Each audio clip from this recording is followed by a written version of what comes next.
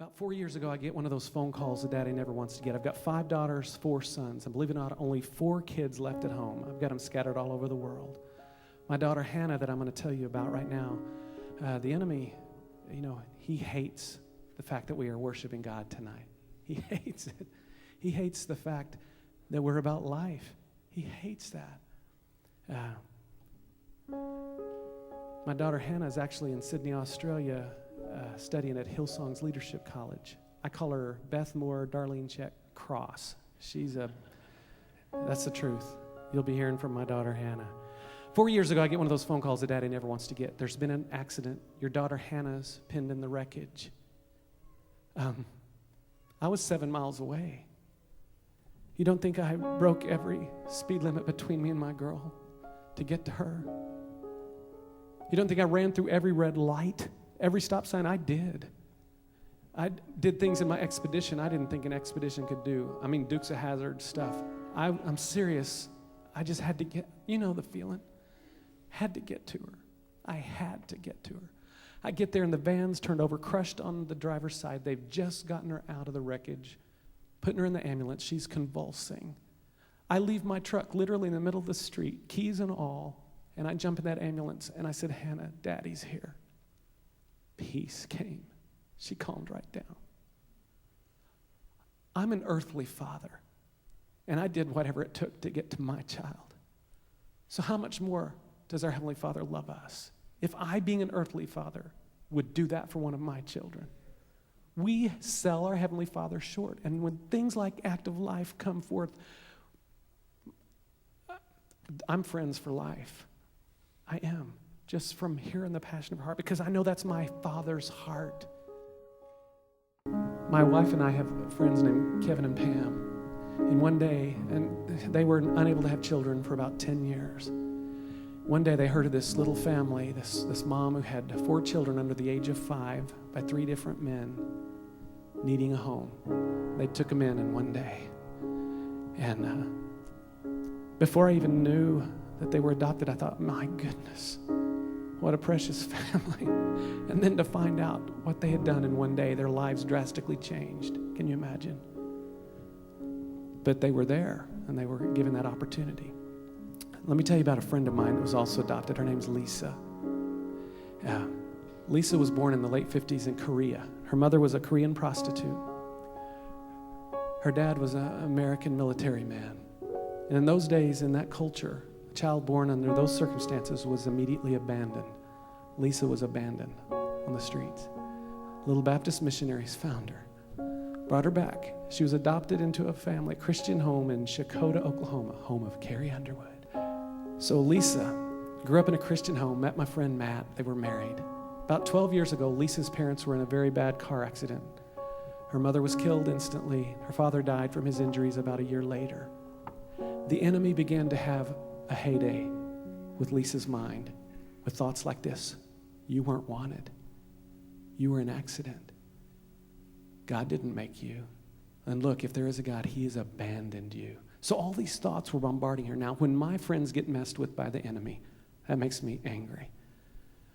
And I consider myself an intercessor. I go before the Lord and I say, Lord, you said you'd surround us with songs of deliverance. My friend Lisa needs to hear a song of deliverance. Would you let me hear what you're singing over her, and then let me sing that over her? And this song was born. If you're here tonight and you've ever battled thoughts, or you're battling thoughts maybe tonight of, I wonder if I was even wanted, we can settle that right now. But I want to ask you to do a bold thing.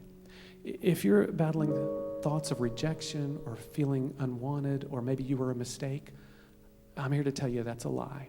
But I want to sing this song over you specifically. And I want you to stand if that's you. Anyone like that who'd be willing to say, I'm going to take that step of honesty and just stand right where you are. And I won't leave you standing alone. In fact, I'll sing over you and have people surround you and love on you. How about that? I went to CareNet's national convention 2 years in a row now, over 2,000 leaders from crisis pregnancy centers, and I shared that story and had so many women stand who battle that, who are leading other women out of that same bondage. And that's an incredible thing. Either God is the giver of life or he's not. It can't be both ways. God is the opener and closer of the womb. Anyway, this is Lisa's song. And again, we can all stand to receive these words, right? There are no mistakes when it comes to life. God ordains it. He just does. Some lives begin by accident. So they say. So they say. And some lives were really never meant. So they say. So they say. But I say to you, there are no mistakes, it's true. For I gave my life to prove that I wanted you.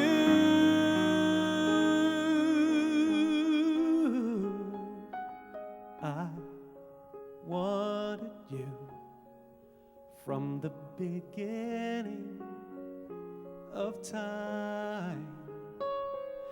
Yes, I wanted you, and I want you to know how glad I am that you're mine. But child, you will be rejected sometimes in this life. But I chose you, selected you, making you mine. For I wanted you, so I made you and called you to be mine. Yes, I wanted you, and I want you to know that you are worth my own life. My child, I wanted you, and I still do.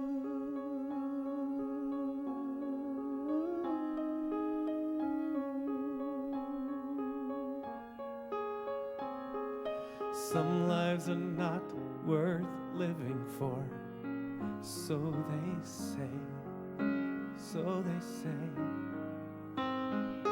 But the smallest of lives are worth so much more, so I say, so I say.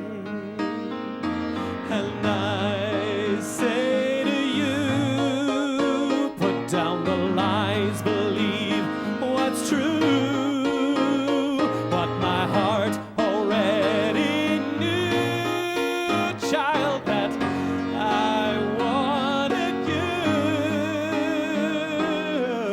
Yes, I wanted you from the beginning of time. Yes, I wanted you, and I want you to know how glad I am that you're mine. But child, you will be rejected sometimes in this life. But I chose you, selected you, making you mine, making you mine. For I wanted you, so I made you and called you to be mine. Yes, I wanted you, and I want you to know that you are worth my own life. Dear child, I wanted you, and I still do.